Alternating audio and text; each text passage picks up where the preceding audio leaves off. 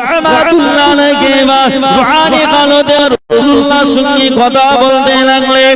হুজুর বিবাহ করুন, আমার ছেলে নাজমু সাআদাত এই অল্প বয়সের বাচ্চা আপনার মাদার মুকাদ্দাসে কিভাবে এলো?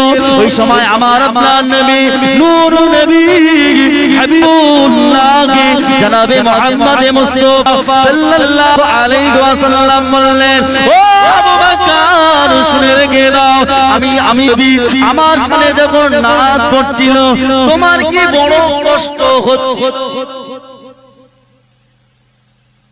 নবী পাক সাল্লাল্লাহু আলাইহি ওয়াসাল্লাম দাদা হুজুরকে বলছে, বাবা আবু বকর আর সামনে যখন নামাজ পড়ছিল তোমার সামনে তোমার ছেলে তোমার বড় কষ্ট হচ্ছিল, তুমি সাআদাতকে বকলে কেন? তুমি তোমার ছেলেকে বকেছো, তোমার ছেলে মনে কষ্ট নিয়ে পাশে এসে কাঁদছে। নবী পাক সাল্লাল্লাহু আলাইহি ওয়াসাল্লাম করতে পারলাম না, আমার আল্লাহর কাছে বললাম, আমার আল্লাহ কুদরতি ক্ষমতায় তোমার ছেলে নাজমু সাআদাতকে আমার মাজার মুকাদ্দাসে পাঠিয়ে দিয়েছে। তানাতালি কত নবীর শেখ ছিলেন, নবীর কত পাগল ছিলেন, নবীর কত দিওয়ানা ছিলেন। আমরা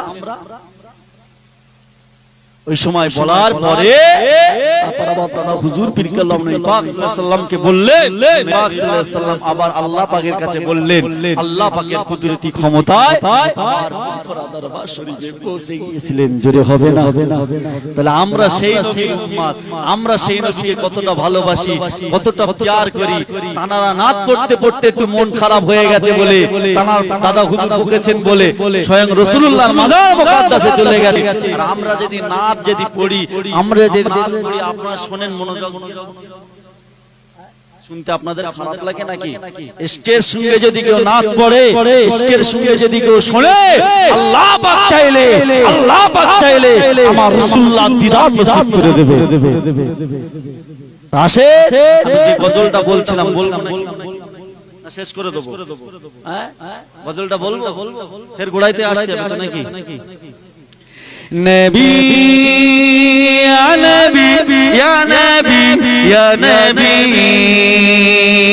নবী ইয়া নবী ইয়া নবী ইয়া নবী খুশির গায় মনের মাঝে যদি দেখা পাই এই ভুবনে। আর একটু জোরে হবে না? আর একটু চিল্লা হবে না? তাকবীর দেন তো, নারায়ে তাকবীর, নারায়ে তাকবীর। রাতের গাওয়ায় মনের